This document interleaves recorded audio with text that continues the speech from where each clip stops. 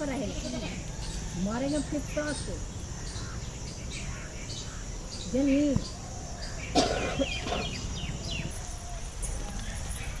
अरे ये तुम क्या कर रही हो? कुछ नहीं दीदी, ऐसे ही। वो तो फिर इतनी गंदगी में क्या कर रही हो तुम? ऐसे कपड़ा क्यों सुखा रही हो? वो मैं अच्छा मैं समझ गई, तुम घबराओ मत। ऐसा करो, तुम अपनी 3-4 सहेलियों को लेकर सीएन श्रीशी में आ जाओ, मैं तुम्हें इसके बारे में सब कुछ बताऊंगी। ठीक है दीदी। ठीक है, तुम अपनी सहेलियों को लेकर आना, अभी मैं चलती हूँ।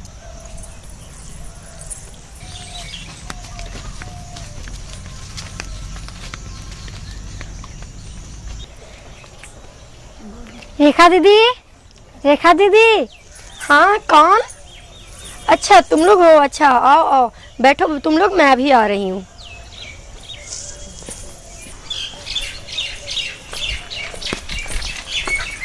लो ये चादर बिछाओ, उसके बाद मैं तुम्हें सब कुछ समझाती हूँ।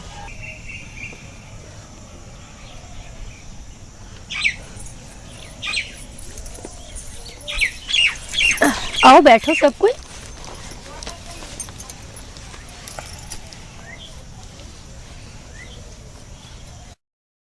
नमस्ते बच्चियों। नमस्ते। तो सबसे पहले मैं आप लोगों को अपना परिचय देती हूँ। मैं मसौंधा गांव की जीविका सहेली हूँ और आज मैं आपको एक ऐसी जानकारी देने वाली हूँ जिससे आप लोगों सभी को फ़ायदा होगा। लेकिन अगर आपको इससे कोई परेशानी होती है तो फिर उसमें शर्माने की या घबराने की कोई ज़रूरत नहीं है, और कुछ ना समझ में आए तो तुम लोग बारी बारी से मुझसे कुछ पूछ भी सकती हो। तो ठीक है, मैं बताऊँ?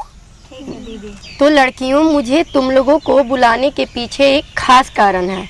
उस दिन जब मैं जा रही थी तो मैंने गुंजा को गंदगी में कपड़ा सुखाते हुए देखा।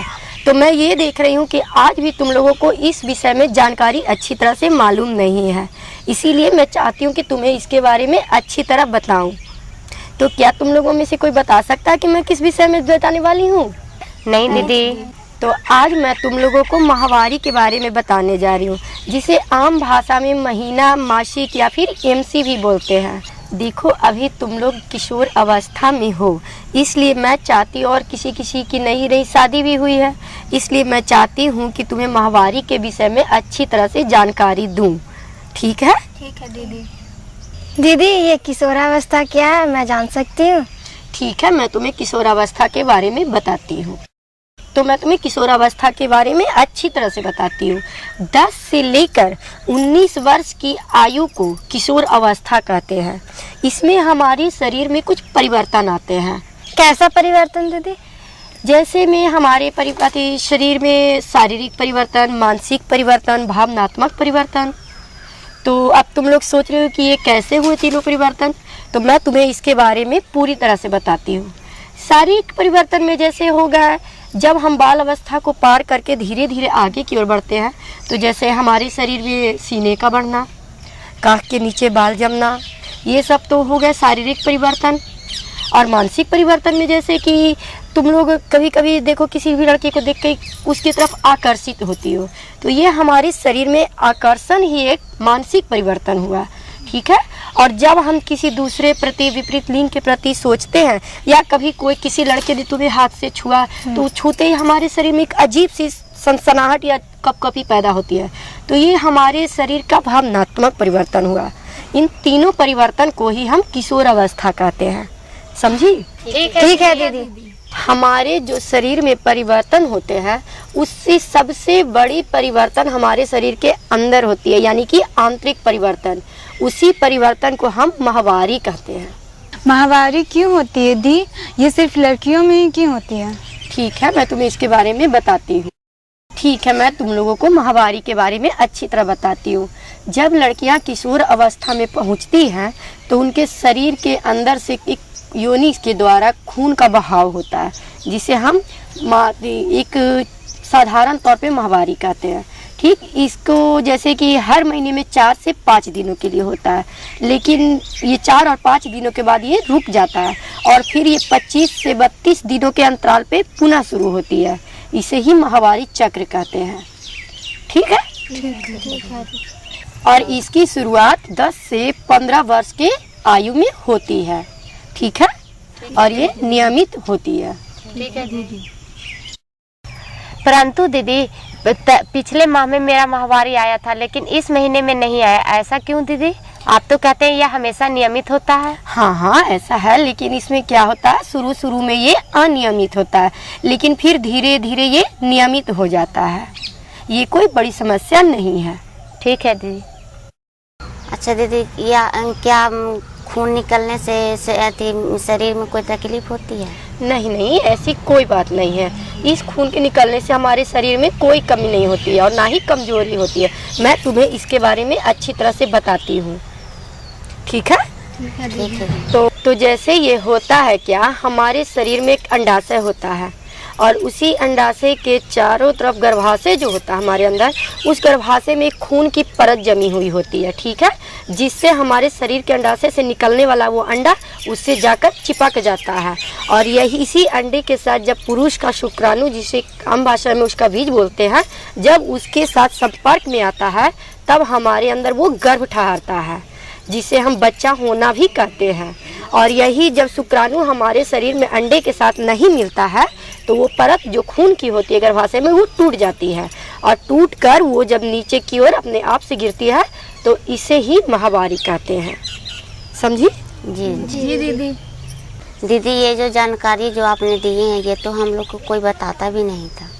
हाँ हाँ, इसीलिए तो जीविका सहेली का ये काम ही है कि तुम जैसी लड़कियों को हम अच्छी जानकारी दें और इससे तुम लोगों को कोई फायदा पहुँचे। इसीलिए मैंने तुम लोगों को बुलाया था यहाँ।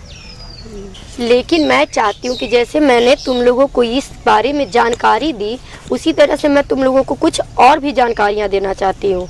जैसे में इसमें कुछ सावधानी है, कुछ परेशानियाँ हैं जो तुम लोगों को बराबर होती होगी, लेकिन शायद वो तुम लोग समझ नहीं पाती। जैसे में देखो, जब ये हमें शुरू होती है तो इसमें हमें थोड़ा दर्द का सामना करना पड़ता है। जैसे हमारे पेट के नीचे वाले हिस्से में दर्द होता है, कमर में दर्द या फिर जांघों में भी दर्द होता है या नहीं? हाँ। तो क्या तुम लोग इसके बारे में कोई उपाय अपनाती हो? नहीं दीदी। तो इसके लिए तुम लोगों को चाहिए कि जब ऐसा दर्द हो तो अपने घर में कुछ बोलें या फिर हो सके वो तुम्हारे अच्छे चिकित्सक के द्वारा इसके बारे में दिखाएं, क्योंकि अगर समय पर इन चीज़ों का ना ध्यान रखा गया तो ये छोटी छोटी दिक्कतें तुम लोगों को लिए बड़ी बड़ी परेशानियां बन सकती हैं। समझी? ठीक दीदी। और एक चीज़ और, मैं तुम लोगों को सावधानियों के साथ साथ कुछ जानकारी सफाई के बारे में भी देना चाहती हूँ। वो क्या है दीदी? जैसे में देखो, जब हमारी माहवारी होती तो कितना भी लोग बहुत लापरवाही से काम लेते हैं। ऐसा नहीं करना चाहिए। आए दिन जैसे तुम लोग नहाती हो, साफ़ सुथरे कपड़े पहनती हो, इन दिनों में अक्सर कुछ लोग ध्यान नहीं देते हैं। तो तुम लोगों को खास करके इन दिनों में इन सब चीज़ों का ध्यान रखना होगा। जैसे में साफ़ सुथरा कपड़ा पहनना, अच्छा से नहाना, उसके बाद अपने गुप्त अंगों की सफाई करना। समझ रही हो ना मेरी बात को? हाँ दीदी। तो इन सब चीज़ों के लिए तुम्हें और भी जानकारियों की ज़रूरत है।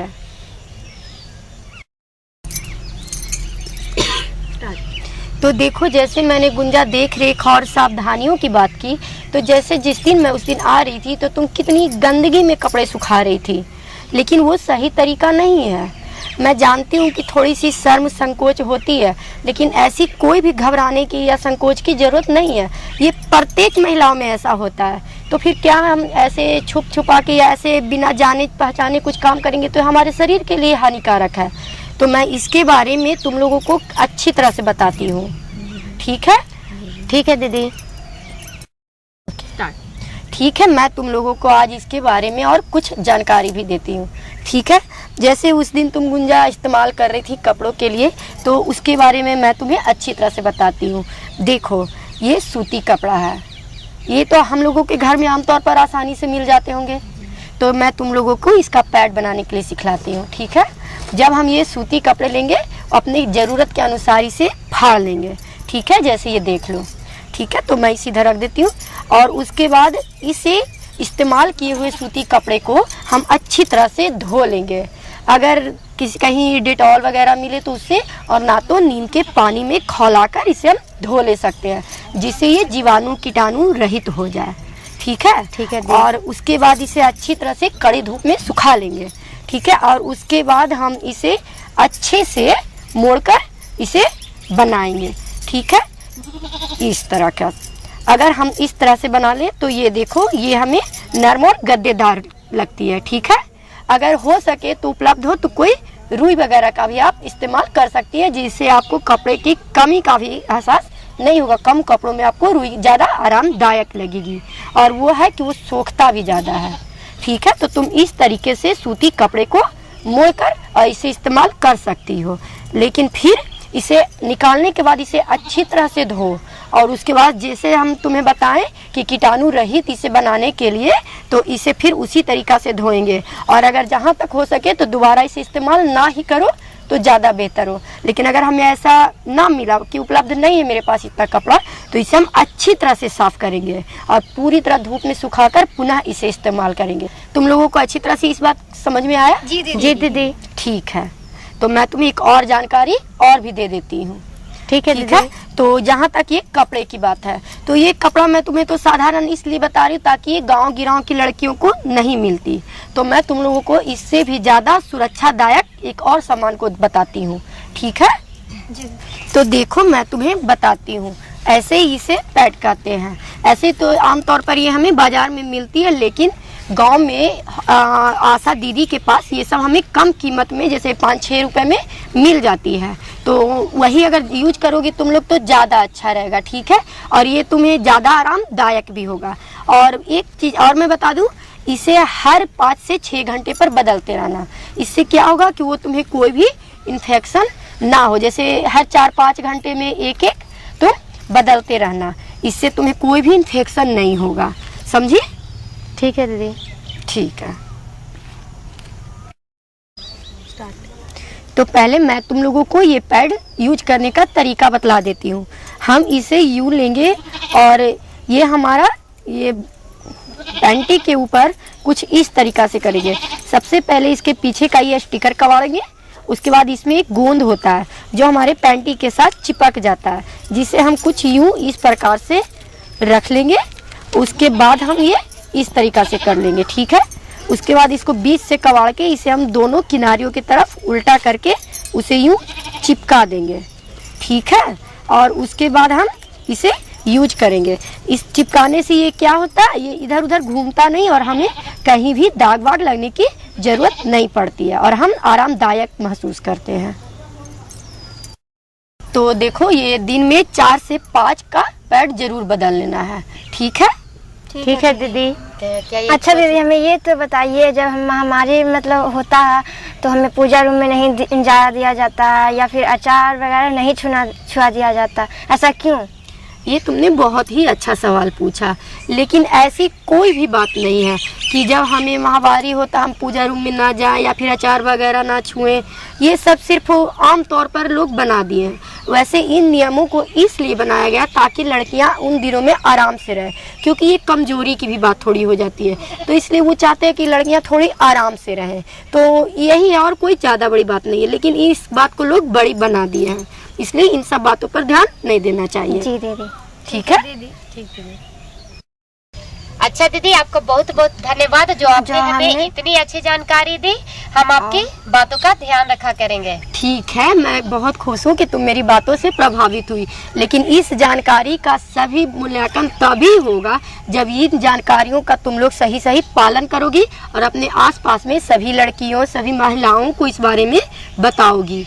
और मैं चाहती हूँ कि उन लोगों को भी इन सब चीज़ों का सही उपयोग बताओ।